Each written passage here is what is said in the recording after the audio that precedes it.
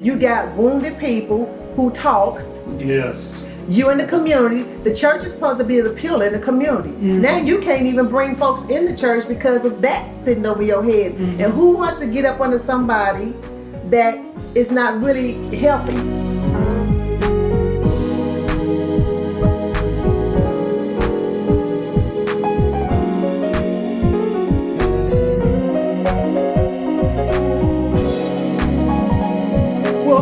Hello. Welcome again. We are back with another necessary topic this week.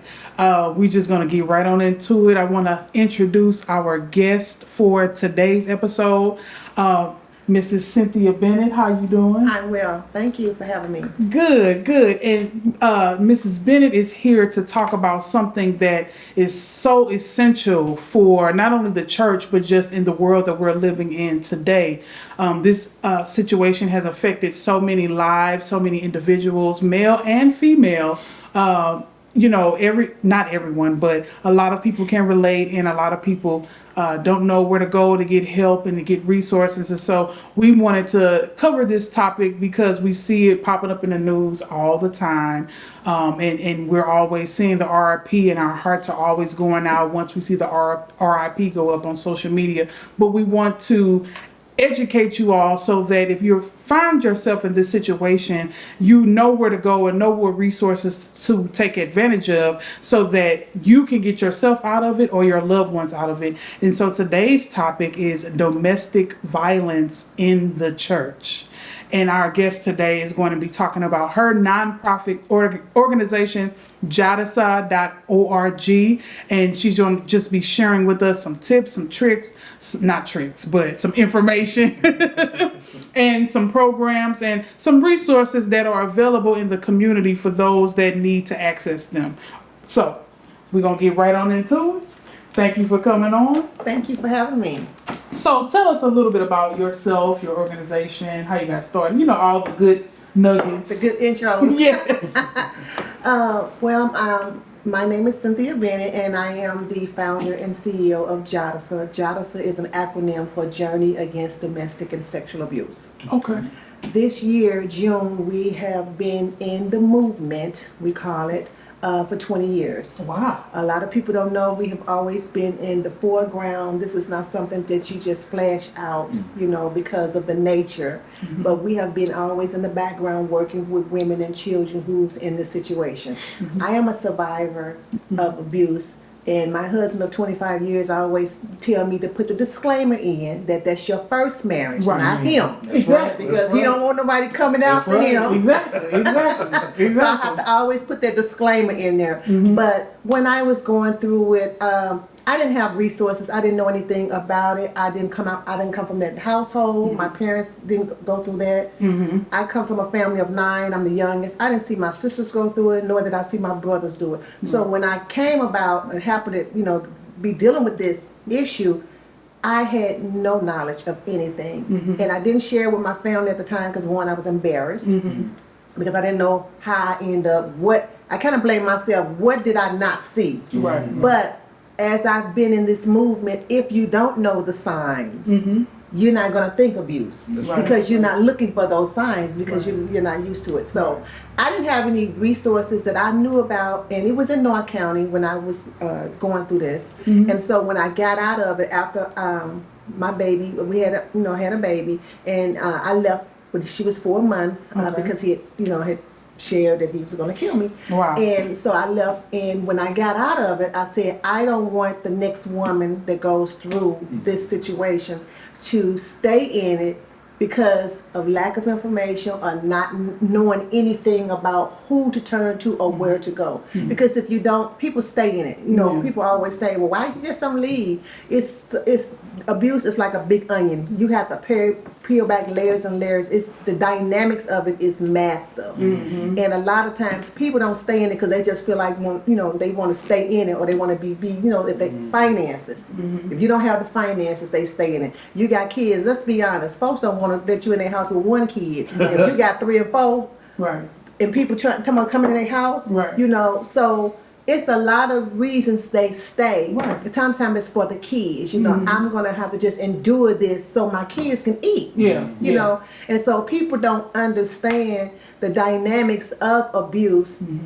And there's just, and then of course, so it's also this, it's the codependency too. Yeah. Just like drugs and alcohol. You don't want to be getting high and you don't want to be drunk all the time. But that codependency, your body yearns for, or it gravitates to that. Right. When you've been in a situation for so long and you've done that, it's a codependency because you feel like, oh, nobody else is going to love me. Nobody else is, even though it's not love, nobody else is going to really take care of me because now what a person who's been abused, they have made the abuser's voice bigger than their own voice. And so whatever he says or she says takes precedence over what I say.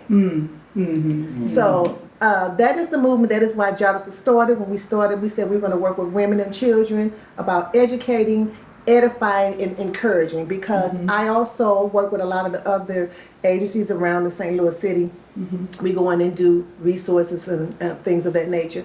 And I noticed it's a revolving door. Right. Why? Because they're not educating the mind. They're not changing the mindset. So if you don't change the mindset, when you go out that door, guess what? You're going to go to the same type of relationship and keep going in the circle. And so I thought about, I said, okay, we're going to be different. We're going to educate and edify so you can understand, bring yourself out of it, give you back your control. Because abuse is about that. Two things, power and control. That's what abuse is about. Now, if they were abusing you and usurping their power over you, and then you come to an organization and we tell you should do this, only thing that happened is the power has just transferred from the abuser to you. The person that's going through it still didn't get their power back because they done told them what to do. Now they come to us and we telling you what to do. Exactly. Same thing, just different partners. So what we do is we educate them and give them the power back. What do you want to do? Now some of them may say, I just don't know what I want to do. Okay, we're going to work with you and we're going to help you. But what it is, we put them in the driver's seat so they can get the control back, because that's what it's all about. That's very good. And so you touched on the mental aspect. Do you mind elaborating and sharing just, a few items of how, and just in case there's somebody out there watching that doesn't know, how do you start to even reclaim your power mentally in an abusive situation? Because, everything starts in the mind. Once you start thinking on a thing and developing a plan, then you're more likely to exit that abusive situation than you are if you just never think about it or never consider or have some type of plan. So for those out there watching, what are some ways that they can start taking their power back mentally in order to prepare their body for the physical move? To take first they need to realize that they are valuable, because it's a self-esteem issue. Your self-esteem is shot. When somebody is constantly telling you what you this and what you not, you start to believe that. If somebody's constantly telling you that, and then we do that gaslighting thing, and everything is your fault. Well, if you hadn't done this, and then if we deal with that, we start thinking that. So how to get your power back? You reverse that. No, I'm not that. I'm this. You start telling yourself, because they're feeding negative words into your spirit and your system. Then you got to start combating and start talking to yourself. Like we said, David encouraged himself. We got to encourage ourselves. You start speaking that back into your life, because eventually your life will follow your words. And so if you put the right words out there, then your life has to catch up to those words. Well, that's going with how the power of life and death is in the tongue. That's right. There. That's right. And then too, the mental piece is so multi-layered. You know what I mean? Because then you might be dealing with self-esteem issues from them as a child. Not just the abuser that's present today, abuser that was present way back when. You know what I mean? And so, how do you feel about people in these situations receiving therapy? Because I know in church, therapy is a very controversial topic. Some are for it and some are not. But in relation to domestic violence, do you think that therapy is a good way for the person to start repairing mentally, even from past trauma? I think therapy is good for anybody, whether you're in domestic violence or not. And see, the church has to evolve. If we're going to win the souls, if we're going to win the people, we got to go to where they are and bring them out, bring them. We have to. The Bible said, let the strong bear the infirmities of the weak. And at that time, they're in a weak moment. And those that are strong, you got to go and bring them. Therapy is good for everybody. Anytime you need to talk, you know, there's nothing. God created them. Yeah. It's a gift. And he gave them the knowledge. Right. So use that knowledge to help you move to the next place and to your next place. Exactly. I agree. I think everybody should have a therapy in one point of time in their life, even just to go and just decompress, to understand. Because come on now, we know when we off. Yeah. We know when we off. The chemicals have been unbalanced. Nobody got to tell you. You know, you'll be like, you know what? I don't even know why. I don't even know why I said that. I don't even know why I don't job. You know, but you might not say it to nobody else. Right. It's okay to go talk to somebody, and we need to talk to someone who can be subjective. Right. And not judge you. Yes. And help you see yourself. Yes. I think that's one of the major issues that we have with therapy, and not just the church, but just therapy alone. People feel if they know I'm going to therapy, if I have a therapist, I'm going to be looked at as I'm weak, as I can't cope. But that's not the case. I think that actually makes you look stronger. Yes. Because you're going to get some help, and you realize that there is something in me I need to get out of me. Yeah. And that's the problem. And the thing about it, I'm glad we brought that up. The church is a hospital. Supposed to be. Supposed to be. The church is a hospital. It's supposed to be, right? If you well, you don't go to the hospital. That's right. Physically, Right. if everything is going right, you don't go to the hospital. Right. It's for the sick. God said that, Yeah, right? that's right. So that's what we're coming there. But the thing about it with the church, and I've said this before, the church is the only institution that wounds its own soldiers. That sounds so familiar to something that we just recently heard. I'm just gonna look at the camera. Yeah, that's a confirmation. So with you saying that, I'm gonna ask this because I was gonna ask it, but you just opened the door, so I'm gonna walk through it. So in the industry that you've been dealing with for 20 years now, could you give us a percentage or some idea of how many domestic violence situations you deal with in the church itself alone? Statistics says 1 in 3. So Wow. that's 33%. So if you go to a church, every third person, that's how statistics goes. Wow. Every third person in that congregation has dealt with it or been in that type of household. Wow. So then, let's say that you know, the spouse goes to the church. You know what I mean? What, on some level, what is the responsibility of the leadership of the church, especially if you're knowing that this member is in a domestic situation? Where does the responsibility of the leaders begin and end with? Because if you're a shepherd, you're looking out for all the sheep, right? There's not just, well, I'm looking out for these ones because I know how to deal with them, but I don't know how to do, you know, even if you don't know as a leader how to handle a domestic violence situation, you're still responsible for looking out for that member, that sheep. You're making sure that they are living in safety. Because what I'm learning is a lot of women in church, and I'm saying women, but that doesn't mean that men are as well. excluded. That's right. A lot of women, a lot of people are staying in these abusive situations because nothing is going to be done to the spouse. You know, no teaching is going to happen about how one should treat their wives, or, you know, the leadership just allows it to happen, you know, and they don't intervene or Don't make any changes at all. right. So that's why I'm wondering, is it not the leadership's responsibility to intercede or intervene, or where does it begin and end? It is the leadership responsibility to keep that soul safe. That's a soul. Okay. So what we say that is, actually I've done a Zoom session a couple of weeks ago, and I'm going to do another one this Monday with pastors. Okay. And what we're doing is showing them how JADASA can be a resource. Because yes, you deal with the spiritual, we know what to deal with, but when you are dealing with someone married couple, I'll take that for example. Yeah. And you're counseling them for a marriage or whatever, and you find out there's abuse in that situation, that counseling session stops immediately. It is no longer a counseling session because you cannot counsel the abused and the abuser in the same time. Wow. You cannot. That's what I And read. so what we tell them is, our thing is, we want to be that resource for churches to send them to us. Yes, you deal with it. You recognize that something is going on, because that's the worst thing for somebody to share something and you don't recognize it. Because when a person is going through that, they are watching what you do louder than what you say.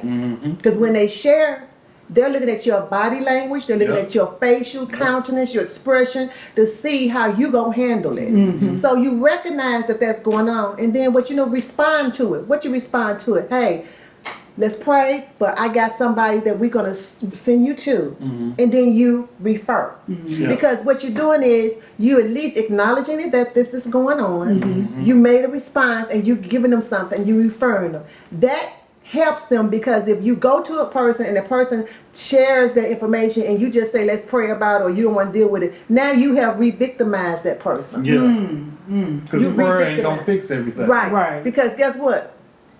She and he got to get back in that same car That's right.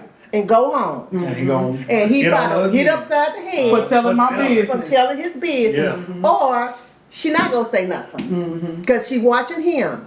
And see, we have to learn, because actually that is why, because I've had a couple of situations, and actually I am speaking, I'm doing a presentation with the state coalition in Missouri in November. They just told me last week they approved it, and I am talking to all the domestic violence agencies in Missouri. And our thing is how we can help faith-based organizations deal with the dynamics of abuse. Yeah, I think that's very good, because I know some individuals specifically, and they were in ministry, and the wife came forward and let it be known, and the pastor didn't do anything, and he even elevated the man, ordained him, out of knowing that he going home beating his wife every night.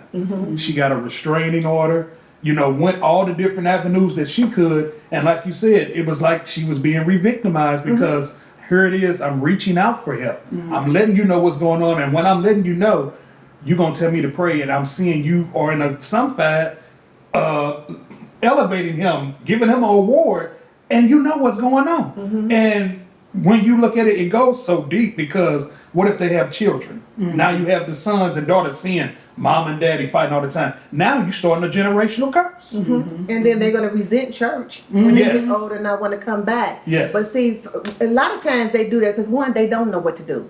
That's why we are saying we're going to be a resource. We want to partner with you. We're not jumping down your throat saying you should have did A, B, C. No. You do your spiritual part, but send them to us. That's right. And we will take care of them. And another thing, when they do that, is a lot of pastors don't know that they are considered mandated reporters. So let me hold up, back up the truck. Let's get clarity right here, because somebody gonna ask this question. So you're saying, I'm gonna give an example. Let's say me and him was married. We not. Right. We've clarified that. Yeah, but let's just say we was married. And then in our session, our marriage counseling session with our leader, it comes out, I've been abused. At that moment, you're saying the leader listening is a mandated reporter. You're supposed to be reporting that. Is Yes, that what he's you're a saying? reporter, especially if it's a child. Especially, he's a reporter. didn't know Because that. if it comes out that it was reported and he did nothing, he in trouble. Wow. We have case studies, and that's in one of my presentations. I have 2 case studies. You have to, anybody that's in leadership in the church, pastors, altar workers, anybody that's working with children, even if you're driving a school bus, if you see or suspect abuse, child abuse, elderly abuse, or a person who is incapacitated where they can't take care of themselves, like maybe mentally challenged and abused, as a mandated reporter, you are supposed to report that. Now, what you can do, you can sit down on the phone and call it in, or either tell him to get that person to batter's intervention. Yeah. But just not to act like it didn't happen, because if it comes up and they say, well, I went to so-and-so church and I talked to them and then something happened, like this recent event happened last week, where the guy killed the woman. Yes. Oh, yeah, yes. yeah. And say for instance, and she went to somebody, that don't look well. Ooh, That So don't what's the look well. consequences if you fail to that was my act next question, yeah.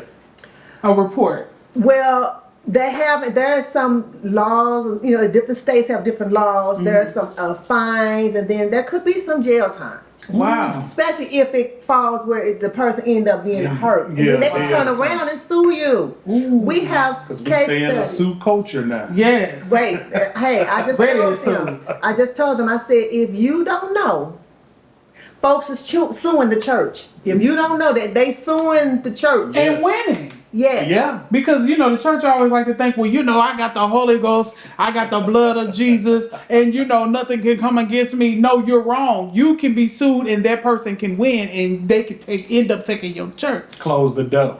Well, this particular instance, they didn't take the church, but they split the church. And also, the church was stuck in litigation for 7 years. Wow. This happened in, was it 78 or 80? What year is this? 2022. Right. We still talking about it. Wow. Now your reputation shot, because every time we talk about this particular church, we talk about this case study. Yeah. Wow. Using it as an example. One was dealing with abuse, one was dealing with suicide. And what it is, you go into the church, which is okay, but refer. Yeah. You do your part. But don't counsel and say, go home and pray and do scriptures. And then the Exactly. person went home and still killed themselves. Exactly. Now they parents suing you. And that Right. blood is on your hand. Yeah. Or that person that is in an abusive situation got beat to death. And they say, I went to so-and-so. Yeah, you just don't want that. And the point is, refer. Yes, you still maybe want to deal with the person you want to deal with. I'm not, judging them for that. But get them some help, because now that bleeds over into the church. You got wounded people who talks. Yes. You in the community. The church is supposed to be the pillar in the community. Now you can't even bring folks in the church because of that sitting over your head. And who wants to get up under somebody that is not really helping? That's not going to help you. When you going to help me? Somebody need to help me. And that's what I was saying earlier today. I just had a training session. When you're going through that type of stuff, sometimes it hurts to hope.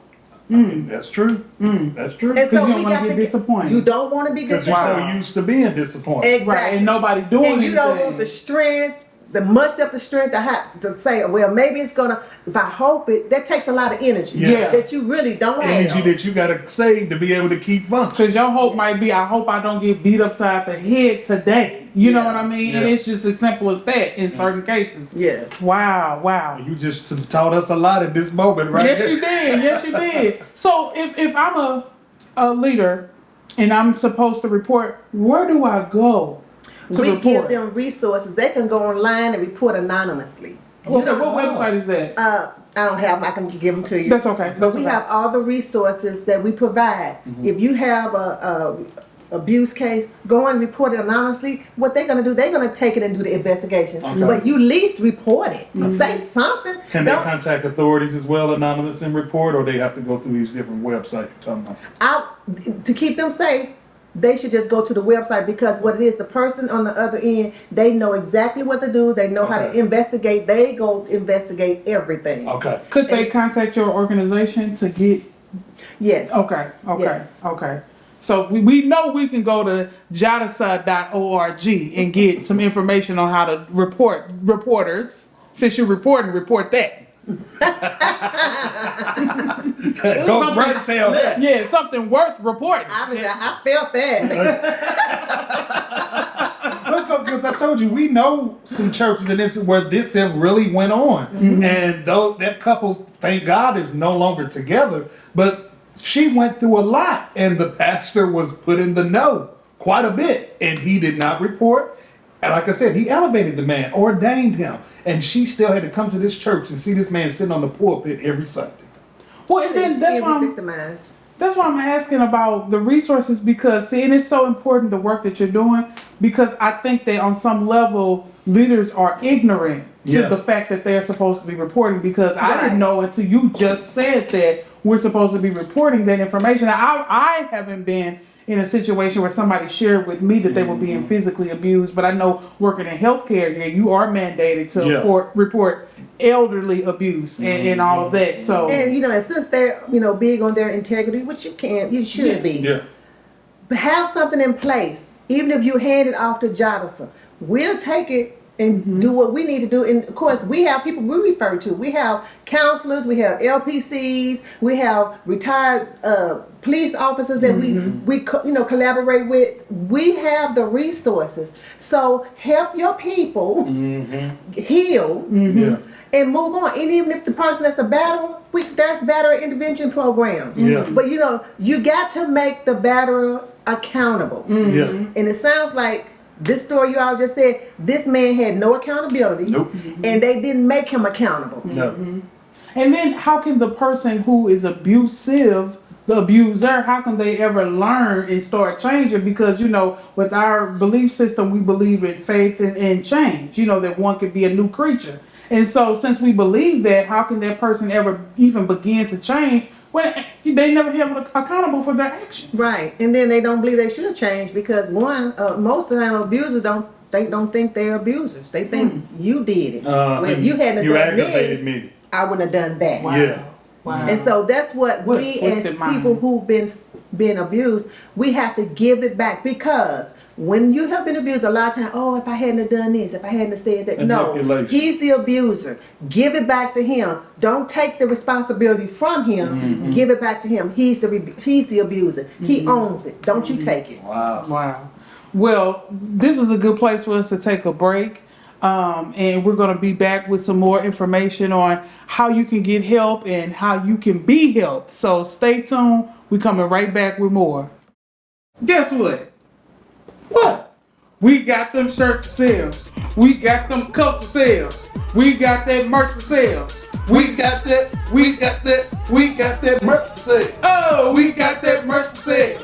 We got that Click the link in our bio on all of our social media accounts to get your merchandise today.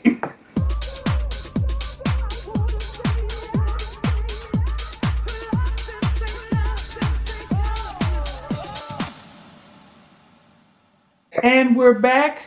And so we're going to go right back into, we don't waste no time here on the Pew Baby Show. We go right back into the topics. Hot topics.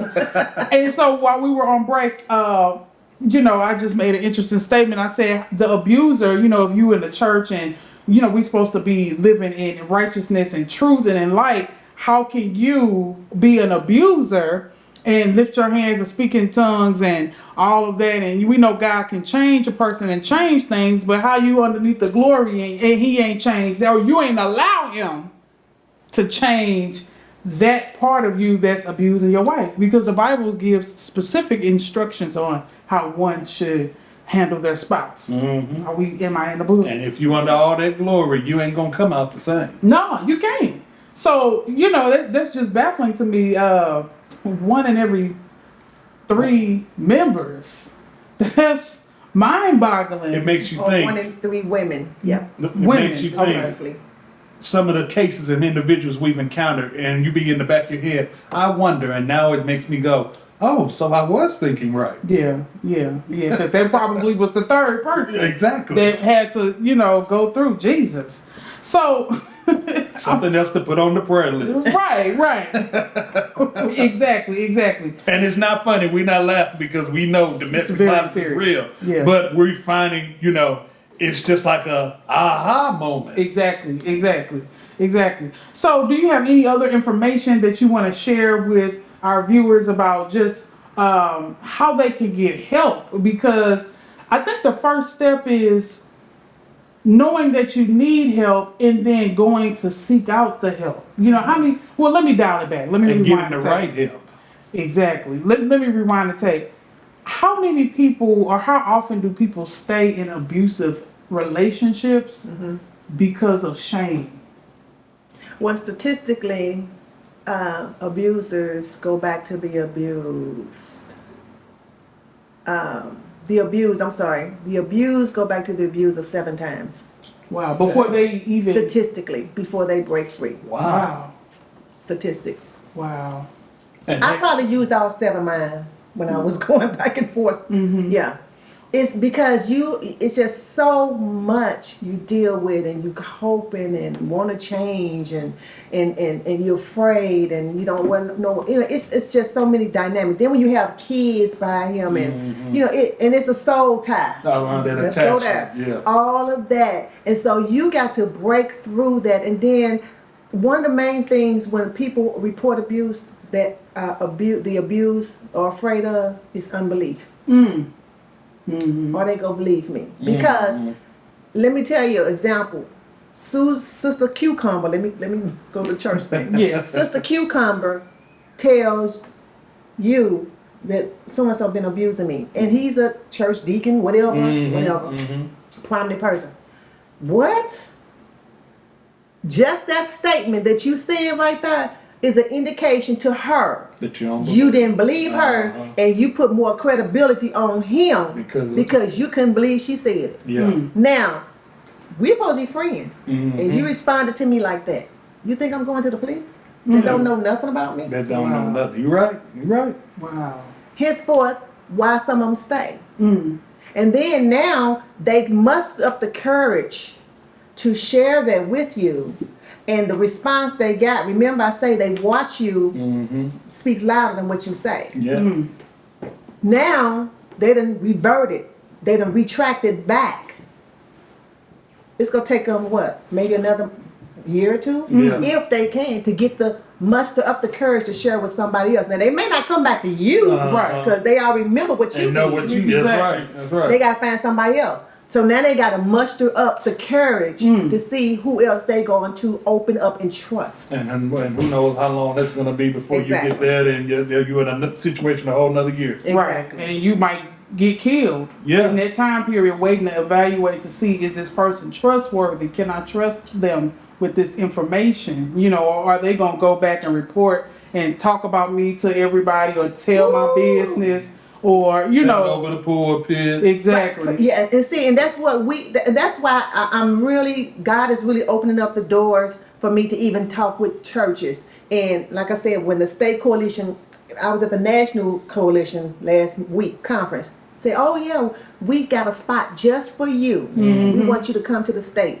Okay, thank you. Right. Because we realize this is an untapped source. Right. People go to church, All the time. Yeah. but they still life. Yeah, You still got to deal with life. That's Life right. still happens, and you go That's to church. So now go here, and the person that you placed under you to watch your soul. If how more would that be for him to be able to say, you know what, sis, brother, I got somebody I can refer you to. Do you know how much that will be for that person who's sitting up under you? Exactly. And then they share, and you're in the community. Right. And you can share, because everybody that come to you may not be your members, but they may be in the community where your church right. is, It's and they another may form come of to the outreach. church. That's right. It's another form of outreach. Yes, it is. Meeting the need. That's right. Not, whatever that need is. That's Right. Having resources and people that will be there to help you. And so I'm excited about what it is. Now, I do tell the viewers and the churches, when they refer them to us, we are 110% on confidentiality. Yeah. That's right. That's You right. won't even know they came to my office. That's right. You won't know anything. All you know is you referred them. Did so-and-so come by and see you? Sir, I cannot disclose that. That's You good. won't even know if they come. That's Wow. good. That's good. Because safety is priority. Yeah, and And you don't need to know that. All you need to know, you did your part. Right. Let us do ours. Let us do ours. Yeah. We'll take it. They will share with you what they want to share with But you. you won't find it out from We us. won't find it out. And we That's have good. a confidentiality agreement. We sign, they sign. Who do you want us to talk to if they need to call? They put their name. If your name ain't on this sheet, You You ain't can't. getting You're nothing. not ain't getting authorized. nothing. No. Oh, good. That's good. And so we let them know, even in our, so we have resources. We have resources where if mental health, medical, if you don't have insurance, we have resources that we have doctors and nurses we can send you to that will see you with just your ID. We don't have insurance. For medical, drug dependency, mental illness, we have that. We have places we deal with clothing, with shelters. You know, we have all those Right. resources available. Because these are things that people be needing. This When is they what escape. people need. Yeah. So we link up and collaborate with all these people. Hey, we can get this, we can get this done. And when you leave out of there, you feel like, I got a chance. You're right, Yeah. right, I got a right, chance. right. Because I can go somewhere. I can get out. With resources. Exactly. Yes. Not just, well, we just gonna lay hands. Still do that part. Right, That's your right, part. right, right. Prayer But is then necessary. Send them over here At because that- they still got to go back and deal with the world. At that Exactly. point, I think they tired of laying on hands. They get enough hands laid on them. It's not funny. It ain't It's funny. not. You know, you get what I meant. I know by what that. you mean, but I'm trying so hard. Faith not without to- works. It's dead. It's Right. dead. So we need something else to that. So do you all, what about sexual abuse? I'm glad because I was wanting to curb that corner. Yeah. See, what a cord. Well, sexual abuse, we deal with that as well. Okay. We had somebody that came in who, dealing with date rape. It was sexual abuse. And we deal with that. We have counselors and all of that. We have resources for that to help them. And so, because that falls under domestic too. The abuse is that financial, emotional, verbal, spiritual. We had a lady wrote a book about that, spiritual abuse, and they said, what is that? That's when somebody take the word And abuse. and abuse you with it. That's spiritual abuse. Try to make you where you can't go here, you can't do here, you can't visit here, and they want to browbeat you with the word. You got to stay here, you got to do this, you got to succumb to Manipulate. There you go, manipulation, and it's happening. But all of that falls under the term domestic. See, you have a lot of, and yet you got a lot of people that's going to be watching saying, wait a minute, ouch. Because it's a lot of pastors and spiritual leaders that fall underneath that category right there of spiritual abuse. But a lot of church people don't want to acknowledge that that's real. Or no. Because see, you might not even know that you're under spiritual abuse.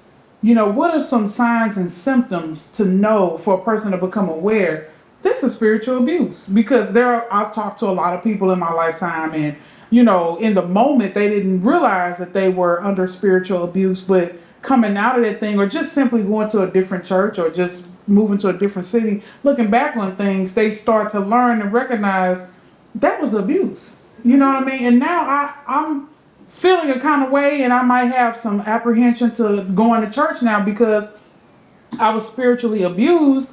I didn't know it. So now this is a whole new level of healing that I need to deal with. So to fast forward that process, do you know, or are you able to give us any signs and symptoms of spiritual abuse? Spiritual abuse is when you use the scripture to control. Okay. Right out. That's what it is. I've actually had one pastor do that to me when I was going through my first marriage. I was young and I went to him. At the time he was my pastor, but I went to him because I was going through the abuse and stuff. And after I thought about it, I said, he kind of gave some scriptures, but in a roundabout way, he was telling me if I want to go out to the movies, Oh. just call him. And I'm thinking. And I didn't realize it until I said, had I been vulnerable? Yeah. See, that's what it was. He was trying to capitalize on the fact that I was going through this with my husband. And, I was telling him I was leaving him and stuff.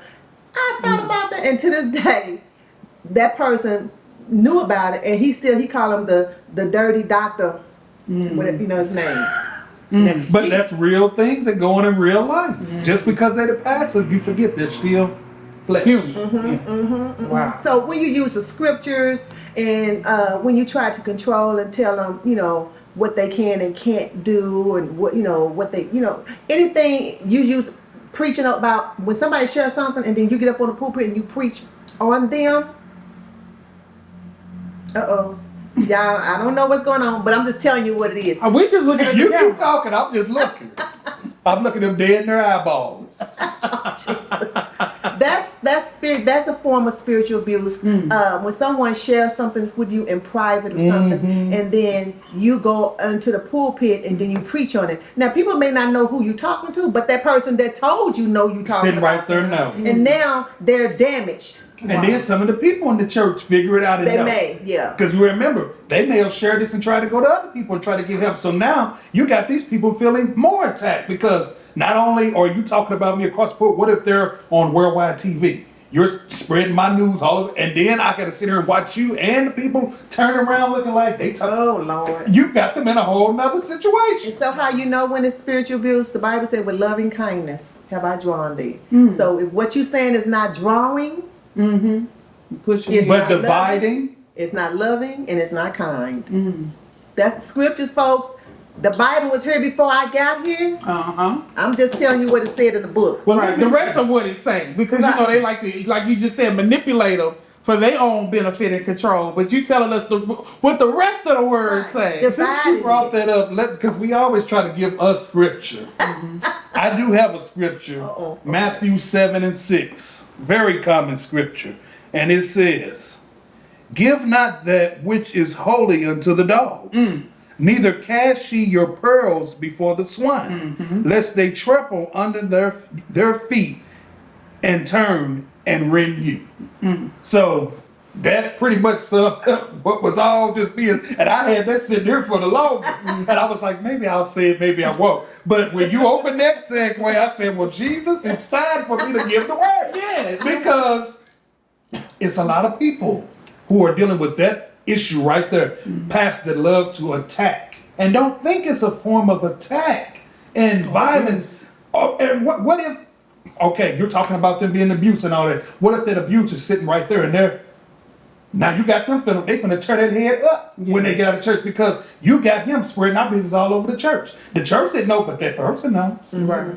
Yeah, and so it's all about training. Yeah. Training, and that's what JADASA is talking to the pastors about, training. You know, and of course, you know, one particular person first thing came out with, "Are you certified?"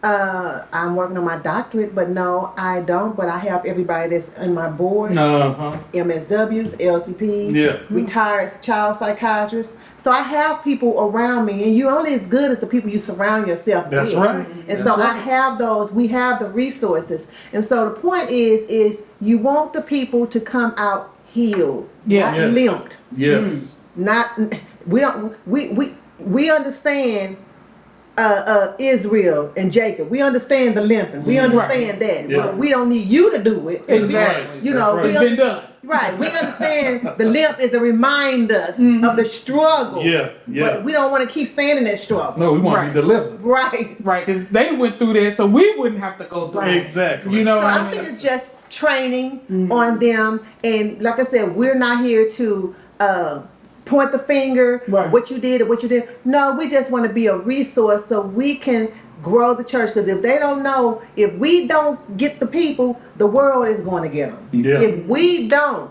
church is not the way church is before that's not coming back. No.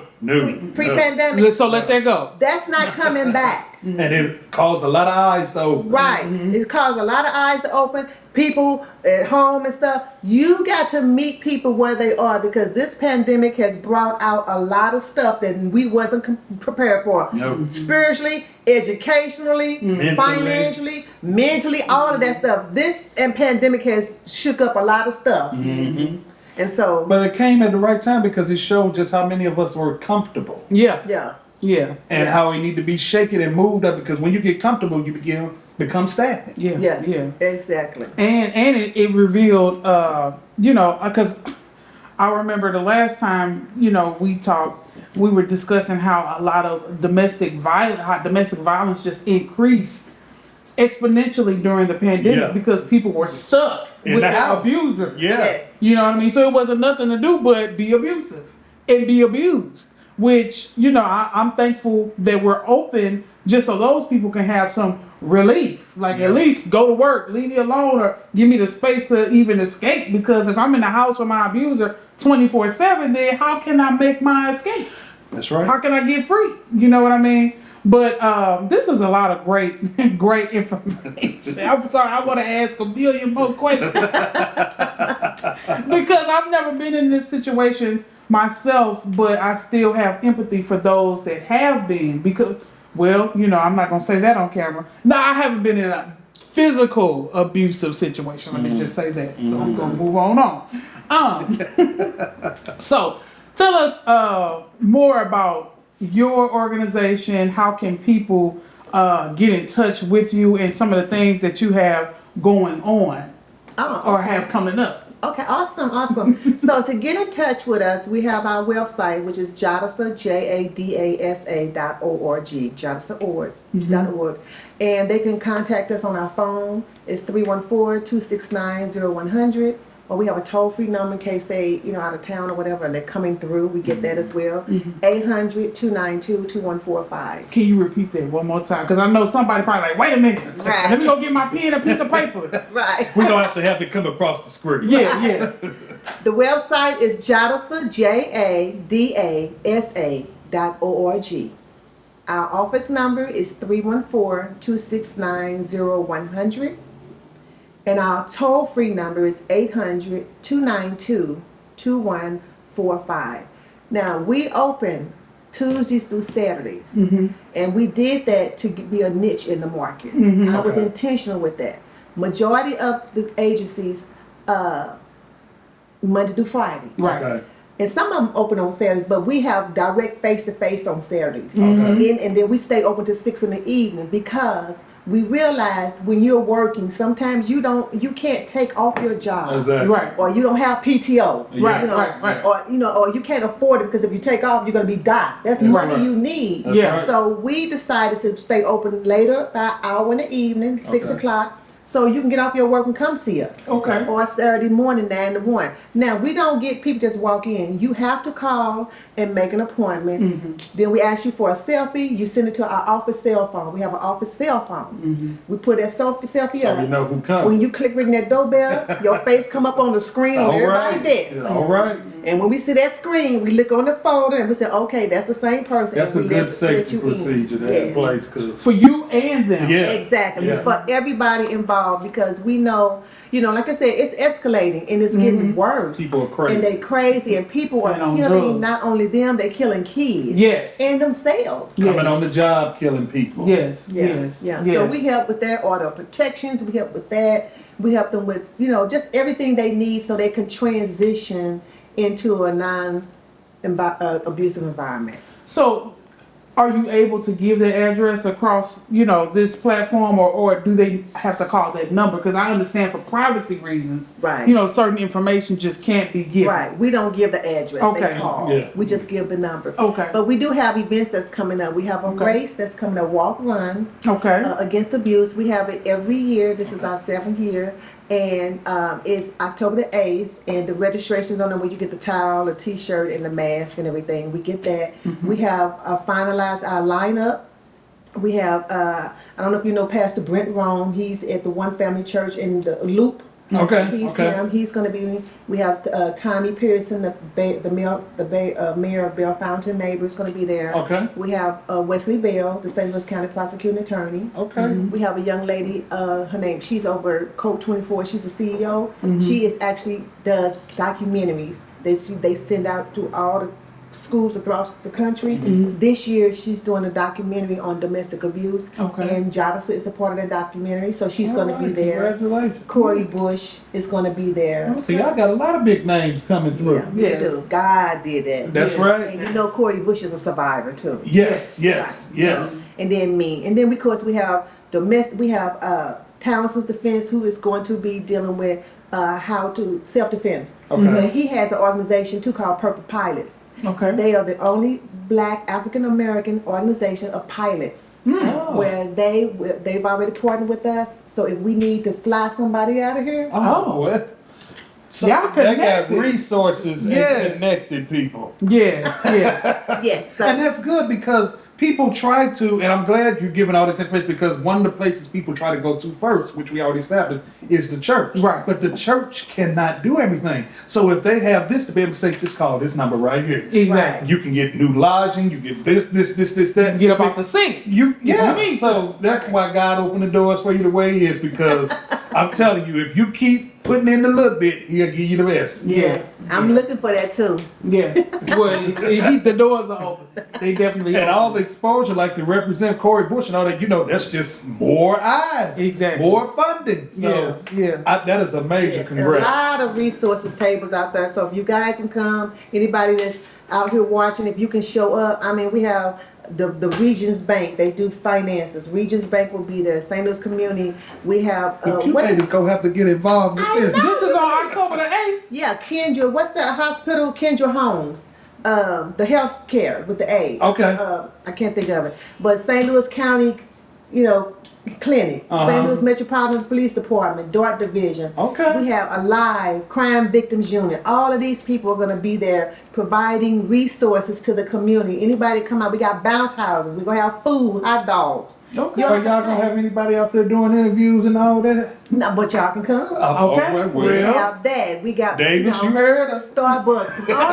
All of these out He here. like, Please come out and do some interviews. Yes. Yeah, because I mean that's gonna be a lot of to be on anything for exposure and for people to get out there and know. Look, you've been asking for help. Here's the help. Don't say we didn't tell you. The reason why we've got all of this lineup, if you notice, we got business, we got the church, Yep. we got political, Yep. yeah, Got all of them. the community, Yes. the Yeah. voices in the community. every So angle. from every aspect. That's Yeah. right. So we was intentional with that. Yeah, So don't act like y'all did not know. right. So, I see you have this other flyer here for JADASA developer. Okay. So tell us about this program that you have. Okay, this program is actually going on now. We have it in the spring, we have it in the summer, and we have it in the fall. It's 4 Saturdays. We Okay. did 8, but the girls was kind of, so we did 4 Saturdays. And what it is, it's another way to combat financial abuse. Okay. So what it is, we talk about entrepreneurship. We have business owners that come in and talk to the girls. We teach them how to build apps, Okay. and they can build their app whatever they want. We teach them how to that, and then we have a social worker to come and do support group circle to talk about issues like texting, social media etiquette, How to healthy conduct relationships, yourself. social issues. Yeah. We have that in personal finances. And what it is to combat financial abuse and to give them just a snippet of how to create a mobile app. Because one, they can be your own entrepreneur. Yeah. That's right. You can That's be your own right. entrepreneur if you want to create apps. That's right. Or if you just want to get a feel or a taste for the tech Because that's industry. big now. Yeah. Yes. We give that to you. And then after you finish, you create your app. At the end, at the 4th Saturday, we ask you to have your parents or somebody, whoever is responsible for you to come out and watch you do your app. Okay. We give you a certificate of completion. We do a little ceremony, and we give each girl $50 Amazon gift card or an Apple card. Okay. And that's our way of sowing a seed into you to their let life. you know that you can be paid for your See, knowledge. that's Yeah. why the Lord blessing you, because you giving out. You ain't saying come bring, you giving out. Exactly. And helping them get Listen, enough. church folk, give out. I'm sorry, I had to put that in there. But I see here you have, so has the fall sessions already taken place? Today is the first. Today is the first, okay. First okay. session. Okay. And so I see you got fall, summer, spring. So the spring sessions, do you all have those dates available yet? Because I'm pretty sure this episode will air Yes. after these, the fall The sessions. first is the 4 Saturdays in March. In spring. Okay, so March 2023. Four Saturdays? Yes. 4 Saturdays in March 2023. Contact jadasa.org so you could be a part of this developer, what we want to call it? Session. Session. And it's 2, I was yeah. going to say conference. Only 2.5, 10 to 12:30. 10 to 12:30. All we do, Yeah. we just ask the parents to commit. Commit your kids and show up, drop them off, and pick them up. We just ask you to commit for those 4 Saturdays. And they have to register through the website, if they go to the website, because we still, with CDC guidelines, and we only have so many, we provide the lunch, we provide the snacks, and we provide the laptop. All you have to do is just show up. Now, if y'all can commit and sit and watch P-Valley, all these shows we watch for an hour, y'all can commit and drop off your babies and come pick them back. Don't leave them. Right. Come back and Right. pick them up. Right, exactly. And then you're investing in their future. You know Yes, what I mean? because you never know where tech, that's something, like I said, the way how tech is so big, Yes. you never know. They never had this exposure. Might be opening their door. Exactly. For something that they didn't even know that they wanted to do. Or was interested in. Exactly. So we exactly. had one little girl, she said, well, I don't know, I just like to do hair. I said, but you can make an app. at the end of her program, That's she right. made an app. She had the different braid styles on the app, and she showed her, on there the time it takes for her to braid it and her feet. That was her app. Okay. And you want to book me? Go to my app. Exactly. Exactly. Exactly. I don't have to use Style Seat. You come on over here to me. That's Yes. right. Exactly. And then they're developing skills that, let's just say, they don't want to be an entrepreneur because they don't want to deal with all the, headache of staffing and payroll and all of that. You can work for a Fortune 500 company and be making bank. Yes. Okay. 6 figures plus. Yeah. And Plus. now that you said that, entrepreneurship is evolving. A lot of people are not going into the brick and mortar. It's No. over the internet. Yeah. That's Yeah. booming now. Since Yes. the COVID, Yeah. that's booming. This Yeah. is the time of the entrepreneur. Yes. Yeah. If Yes. you ever want to start it, now is the time. That's very true. That's very, very true. Yeah. Had to adapt to the times of change. Yeah, of course, of course. Okay, so one last time, website, phone number, information, because People be watching at different parts and all that, but Right, they want to make sure they got it. exactly. So JADASA is an acronym for Journey Against Domestic and Sexual Abuse. We are 501c3. Our website is www.jadasa.org. Our office number is 314-269-0100. And our toll-free number is 800-292-2145. Okay, well, we thank you for coming on. We thank you for taking the time to explain some things and give us clarity on some things. And we thank you for being brave enough And being open. to step out there and create this organization that will help educate the church, that will help educate the community, and that you're connected with all of these awesome resources to help get these men and women out of these abusive situations. And so, whenever, God opened the door for you to talk about spiritual abuse, let CC us Yes. on the flyer because, we deal with a lot of those issues that have stemmed from sexual abuse. Oh, it goes on in the church. Yeah, spiritual abuse. And so I think that would be good for us to attend, or I think it would be good to have something that just focuses right there because a lot of people have been, what did he say, spiritually raped. Yes. Yes. And still being spiritually raped. Wow. Yeah. I will be sure to, and I'm also going to give you one of my board members' books. She wrote a book on spiritual abuse. Okay, we'll read it. Yeah. So we thank you for coming on. We thank you for being open and honest and transparent. Thank you for sharing your resources. Thank you for giving us your time and your education. Thank And you so extending much. the invite for us to come out and be a part. Yes. Please. Yes. So once again, if you are in a domestic, abusive, violent, spiritual, sexual situation, contact Miss Cynthia Bennett and she will get you hooked up with everything that you need and especially get your mental health back in order. And know that you can, and know that you have someone out here to help you navigate this difficult situation. And as always, thanks for watching. Thanks for tuning in. Y'all have a blessed and safe week. Goodbye.